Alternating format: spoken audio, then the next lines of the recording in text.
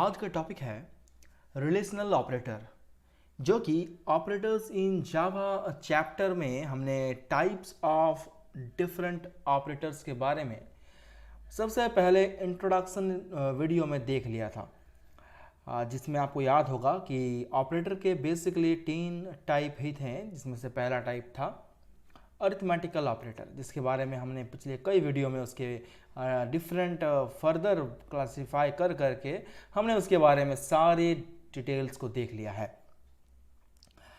अगर आपने उस वीडियो को देखा नहीं है तो उनका लिंक मैं डिस्क्रिप्शन में डाल दूंगा, आप वहां से देख लें। तो आज हम शुरू करते हैं रिलेशनल ऑपरेटर। आखिर ये रिलेशनल ऑपरेटर का डेफिनेशन क्या है और इसका यूज़ कैसे होता है, मैं दोनों तरीके से आपको बताऊंगा। पहला थियोरेटिकल मेथड और दूसरा प्रैक्टिकल वे में, यानी कि प्रोग्राम को एग्जीक्यूट करके। तो देखें, डेफिनेशन कहता है कि the relational operators compare the values of 2 operands and determine the relationship between them. तो रिलेशनल ऑपरेटर बेसिकली नाम से ही बहुत क्लियर है कि ये एक रिलेशनशिप को स्टैब्लिश करता है। रिलेशनशिप को स्टैब्लिश कहां कहां करता है? ये 2 अलग अलग ऑपरेंड के बीच में एक रिलेशनल ऑपरेटर का यूज करके हम रिलेशन स्टैब्लिश कर सकते हैं। तो 2 अलग अलग ऑपरेंड जो हमारे पास होंगे, ऑब्वियस सी बात है कि उसके अंदर कुछ वैल्यू भी होगा। फॉर इंस्टेंस मान लेते हैं कि हमारे पास एक ऑपरेंड है ए जिसके अंदर में 10 है, और एक दूसरा ऑपरेंड है बी जिसके अंदर में 5 स्टोर है। और इन दोनों ऑपरेंड के बीच में अगर मुझे रिलेशनशिप स्टैब्लिश करना है, वो रिलेशनशिप किस तरह का होगा मैं आगे बताने वाला हूं। देखें, तो हम रिलेशनल ऑपरेटर का यूज कर सकते हैं। तो मैं बार बार रिलेशनल ऑपरेटर का जो जिक्र कर रहा हूं, इस रिलेशनल ऑपरेटर का जो अलग अलग ऑपरेटर्स आते हैं इसके अंदर, वो कौन कौन से हैं, जब तक आपको ना पता चले तब तक ये चीज़ ज़्यादा क्लियर नहीं होगा। डेफिनेटली थोड़ा सा सब्र रखें, मैं आपको बताने वाला हूँ आगे कि रिलेशनल ऑपरेटर में कौन कौन से डिफरेंट ऑपरेटर्स आते हैं। जैसे कि अरिथमेटिकल ऑपरेटर में प्लस आता है, माइनस आता है, स्लैश आता है, मल्टीप्लिकेशन आता है, फिर रिमाइंडर का सिंबल आता है यानी कि मॉड्यूलस। तो इतने सारे बहुत डिफरेंट काइंड के हम लोग ऑलरेडी अरिथमेटिकल ऑपरेटर में पढ़ चुके हैं। वैसे ही रिलेशनल ऑपरेटर के भी बहुत सारे अलग अलग टाइप होंगे, मैं उसके बारे में आगे डिस्कस करने वाला हूं। देखें, it always return Boolean type value. तो रिलेशनल ऑपरेटर का यूज अगर आप करते हो 2 अलग अलग ऑपरेंड के बीच में, 2 अलग अलग ऑपरेंड के बीच में रिलेशनशिप को स्टैब्लिश करने के लिए, तो ऑब्वियस सी बात है कि कुछ आपको रिजल्ट मिलेगा। रिलेशनशिप का मतलब होता है कि आपको देखना है कि ए और बी में कौन बड़ा है, ए बड़ा है कि बी बड़ा है, या ए और बी में कौन छोटा है, ए छोटा है कि बी छोटा है, क्या ए और बी दोनों आपस में इक्वल हैं। ये जो अलग अलग हम बातें कर रहे हैं, यही आता है रिलेशनल ऑपरेटर के अंतर्गत। यही सब आते हैं रिलेशनल ऑपरेटर के डिफरेंट ऑपरेटर्स, जिसे कुछ सिंबल्स के साथ रिप्रेजेंट किया जाएगा। देखें, तो और दूसरी बात कि इन ऑपरेटर्स का यूज करके जब हम 2 अलग अलग ऑपरेंड के बीच में रिलेशन को स्टैब्लिश कर देंगे, तो उसके बाद जो रिजल्ट आएगा हमारे सामने, वो रिजल्ट एक बूलियन टाइप का होगा। तो आखिर ये बूलियन होता क्या है? देखें, जैसे कि हमारे पास INT यानी कि इंटीजर एक टाइप है, डबल एक टाइप है, स्ट्रिंग एक टाइप है डेटा का। वैसे ही आपको याद होगा शायद कि आपको जब डेटा टाइप हम पढ़ा रहे थे, तो उसमें आपको एक टाइप हम बूलियन के बारे में भी बोले थे कि इसके बारे में हम लोग डिस्कशन बाद में करेंगे, उसके बारे में वहाँ हम मेंशन नहीं किए थे। तो बूलियन का मतलब होता है एक ऐसा डेटा टाइप जिनके वेरिएबल्स सिर्फ 2 वैल्यूज को स्टोर कर सकता है, पहला ट्रू और दूसरा फॉल्स। इसके अलावा और कोई भी डेटा बूलियन टाइप के वेरिएबल में स्टोर नहीं हो सकता। यानी कि अगर आपका कहीं पर रिजल्ट ट्रू या फॉल्स में आ रहा है, तो आप समझ जाएं कि वहां पर बूलियन का यूज हो रहा है, तब जाकर के आपका रिजल्ट ट्रू या फॉल्स में आ रहा है। तो रिलेशनल ऑपरेटर का यूज करेंगे अगर, तो हमारा रिजल्ट बूलियन टाइप का होगा, यानी कि हमारा रिजल्ट या तो ट्रू होगा या तो फॉल्स होगा।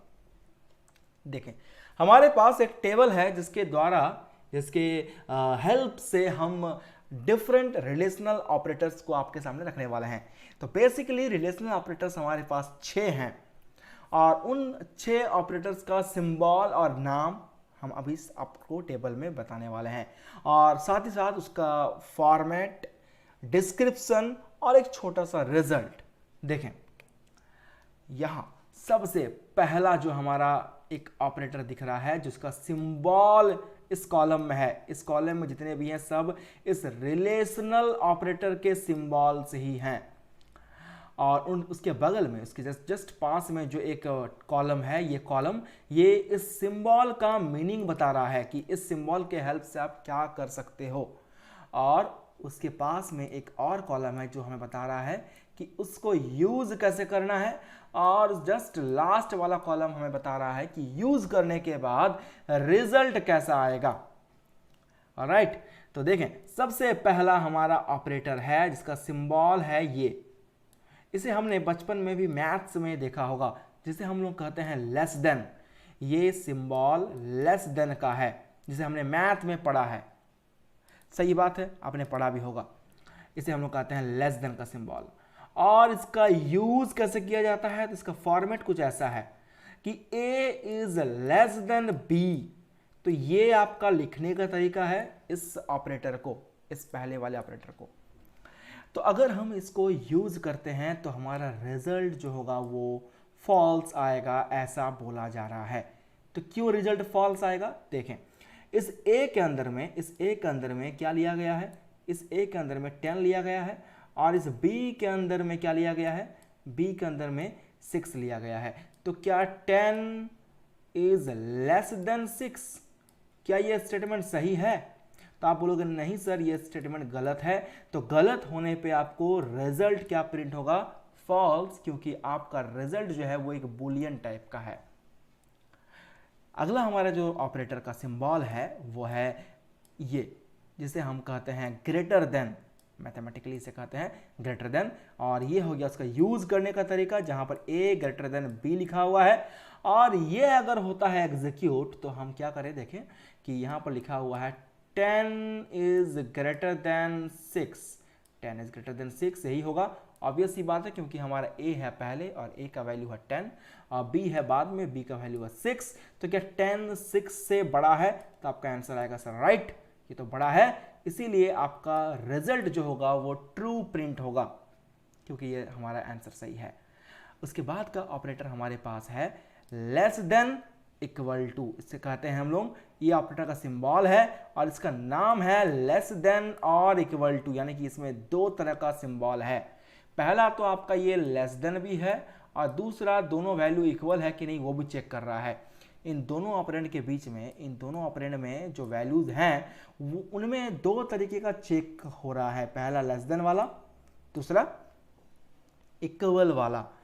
तो सबसे पहले चेक करेगा कि a लेस देन b, तो क्या 10 छोटा है 6 से, तो ये तो गलत है। फिर क्या है, फिर हमारे पास है इक्वल का साइन, तो क्या 10 इक्वल 6 है, नहीं ये भी गलत है। तो दोनों आंसर जब गलत आया तो हमारा आंसर क्या आएगा, फॉल्स। ऑब्वियस सी बात है, यही होना चाहिए। तो चले अगला ऑपरेटर देख लें। अगला ऑपरेटर हमारा है, इसे कहते हैं, ये सिंबल है उसका, और इसे कहते हैं हम लोग ग्रेटर देन और इक्वल टू। मतलब कैसा होगा इसका काम, देखें, a is greater than equal to b, तो a का वैल्यू है 10, क्या 10 ग्रेटर देन है b के वैल्यू यानी कि 6 से, तो पहला वाला आंसर तो राइट आ गया। और फिर चेक करेगा क्या 10 इक्वल है 6 का, ये तो गलत आ गया। तो एक वैल्यू सही आ रहा है, एक चेक करने पे गलत आ रहा है। तो हमारा यहाँ पर देखो लिखा हुआ है ग्रेटर देन और इक्वल टू, यानी कि अगर ग्रेटर देन वाला सिंबल हमारा ट्रू रिजल्ट दे देता है तो हमारा आंसर ट्रू ही प्रिंट होगा, क्योंकि बीच में और लगा हुआ है। यानी कि दोनों में से कोई भी एक अगर ट्रू होता है तो आंसर मेरा क्या आएगा, आंसर मेरा आना चाहिए ट्रू। अब बात करते हैं इसके बाद का ऑपरेटर जो कि हमारा है डबल इक्वल, जिसे हम लोग कहते हैं इक्वल टू। अगर नॉर्मली मैथ्स का बात करते हैं तो मैथ्स में क्या करते हैं, दो नंबर इक्वल करने के लिए a इक्वल टू बी लिख दिया जाता है, राइट। लेकिन जावा में जब हम लोग बात करते हैं दो अलग अलग ऑपरेंड को इक्वल करने का, तो वहां पर लिखना पड़ता है a double equal to b. ये इक्वालिटी वाला सिंबल है जावा में। देखिए उसका यूज भी वैसे ही लिखा गया है यहाँ पर। इसका मतलब क्या होगा कि क्या 10 a का वैल्यू 10 डबल इक्वल टू क्या 6 है, तो ऑब्वियस सी बात है नहीं है। तो ये आपका क्या रिजल्ट देगा, ऑब्वियस सी बात है आपका रिजल्ट देगा फॉल्स। अब बात करते हैं लास्ट वाला, जिसे हम लोग कहते हैं, ये एक एक्सक्लेमेशन मार्क है और इक्वल का साइन है, जिसे हम लोग कहते हैं नॉट इक्वल टू। इसे हम लोग कहते हैं नॉट इक्वल टू। तो क्या ये 10 ये नॉट इक्वल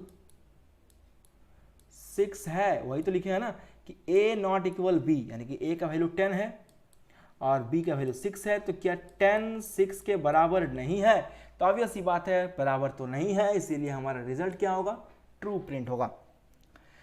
आई होप कि यहाँ तक का थ्योरी आपके दिमाग में सेट हो चुका होगा, आपका कॉन्सेप्ट भी अच्छा खासा बिल्ड हो चुका है। तो चले एक एग्जाम्पल से इसे समझते हैं और बेहतर तरीके से। सपोज कर ले हमारे का एग्जाम्पल हमारे पास है, ये मैंने आपको ब्लूजे में एक छोटा सा कोड, एक छोटा सा प्रोग्राम को एज अ एग्जाम्पल रन करके मैं दिखाने वाला हूं, ताकि आपको उन सारे ऑपरेटर्स के बारे में एक बेहतर अंडरस्टैंडिंग ग्रो करे आपके ब्रेन पे, आपके दिमाग में, ताकि आप चीज़ों को रटे नहीं समझे। तो देखिए हमारे पास एक क्लास मैंने बना रखा है जिसका नाम है रिलेशनल, क्योंकि मैं रिलेशनल ऑपरेटर को पढ़ा रहा हूँ, इसीलिए मैं उस क्लास का नाम रिलेशनल रखा हूँ। फिर as usual public static void main, और इसके बाद ये कर्ली ब्रेस ओपन हुआ है और ये कर्ली ब्रेस क्लोज हुआ है। इसके बाहर में भी क्लोज ओपन एंड क्लोज। इसके अंदर क्या करें, देखें कि एक हम वेरिएबल लिए हैं इंटीजर टाइप का जिसके अंदर में 22 है, और दूसरा वेरिएबल है एक वही सेम इंटीजर टाइप का जिसके अंदर में 5 है। अब सबसे पहला जो प्रिंट स्टेटमेंट का हम इस्तेमाल कर रहे हैं, तो इसमें क्या लिखे हैं कि इस डबल कोड के अंदर में एक मैसेज है। आपको मैंने पहले ही बताया है कि डबल कोट्स के अंदर में हमेशा एक मैसेज रहता है, और वो message as it is screen पे प्रिंट होता है। और उस मैसेज यानी कि उस डबल कोट्स के बाहर में अगर प्लस के बाद कुछ भी लिखा हुआ है तो वो एज अ कांस्टेंट माना जाता है, यानी कि एज अ वेरिएबल माना जाता है। तो उसका जो भी वैल्यू होगा वो स्क्रीन पे प्रिंट होगा। तो यहाँ पर देखें सबसे पहले लिखे हैं answer when a is less then b is equal two plus a less than b। तो मुझे बताएं कि a का वैल्यू 22 है और b का वैल्यू 5 है। तो बोले कि मेरे पास स्क्रीन पर जब रन करेंगे तो क्या प्रिंट होना चाहिए, क्या a का वैल्यू b से छोटा है, a का वैल्यू 22, b का वैल्यू 5 है, तो क्या 22 लेस देन 5 है क्या? तो आपका होगा सर नहीं। तो इसका मतलब कि हो गया कि स्क्रीन पे मुझे फॉल्स दिखना चाहिए। ऑलराइट, और अगला हमारा एक प्रिंट स्टेटमेंट है, देखें जहाँ पर हम लिख रहे हैं answer when a is greater then b, यानी कि जब a का वैल्यू b से बड़ा होगा तब हमारा रिजल्ट क्या प्रिंट होगा। तो उसके लिए देखें हम चेक करते हैं कि क्या a का वैल्यू यानी कि 22 बड़ा है b के वैल्यू से यानी कि 5 से। ऑब्वियस सी बात है ये बड़ा होगा तो हमारा स्क्रीन पे ट्रू प्रिंट होगा। वैसे ही अगला हमारा है कि a is less than equal to b, तो a का वैल्यू कितना है, a का वैल्यू 22 है, less than equal to b का वैल्यू 5 है। तो क्या 22 5 से छोटा है, तो आपका आंसर होगा नहीं। क्या 22 5 से बराबर में है, 5 के इक्वल है, तो आपका आंसर होगा नहीं। यानी दोनों स्टेटमेंट फॉल्स हुआ तो स्क्रीन पे मेरा फॉल्स प्रिंट होगा। अगला हमारा क्या मैसेज प्रिंट कर रहे हैं कि answer when a is greater than equal to b। तो इसके लिए हम लोग क्या कर सकते हैं कि 22 greater than equal to b का वैल्यू 5 है। तो क्या सबसे पहले चेक करेंगे कि क्या 22 इज ग्रेटर देन 5। ऑब्वियसली ये तो सही है, इसीलिए क्या होगा हमारा स्क्रीन पे ट्रू प्रिंट हो जाएगा। उसके बाद हमारा क्या है एक स्टेटमेंट देखे प्रिंट करने के लिए कि when a is double equal to b। तो क्या हम चेक कर सकते हैं यहाँ पर क्या 22 डबल इक्वल टू 5 है, तो ऑब्वियस सी बात ये तो नहीं है, तो स्क्रीन पे मेरा क्या प्रिंट होगा, फॉल्स प्रिंट होगा। और बात करते हैं अगर लास्ट वाले टॉपिक का, तो लास्ट वाले में एक अगेन मैसेज प्रिंट हो रहा है जहां पर a is not equal to b। 22 is not equal to b का वैल्यू 5 है, तो क्या 22 5 के बराबर नहीं है? तो आपका आंसर होगा sir 22 is not equal to 5, यानी कि हमारा आंसर क्या हो जाएगा इसमें? ट्रू हो जाएगा कि हाँ ये वाला स्टेटमेंट सही है कि 22 5 के बराबर नहीं है, इसका मतलब स्क्रीन में मेरा ट्रू प्रिंट होगा।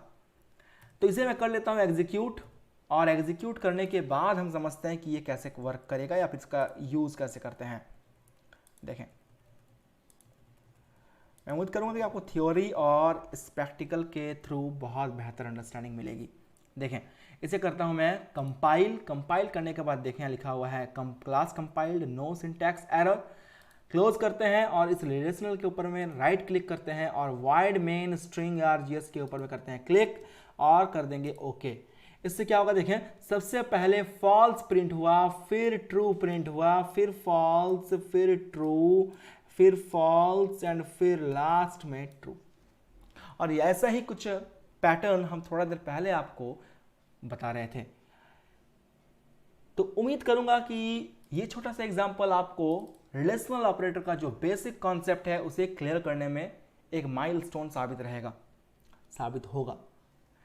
आई होप ये वीडियो आपको पसंद आया होगा। तो आज के लिए बस इतना ही, मिलेंगे आपसे एक नए वीडियो में एक नए नॉलेज के साथ।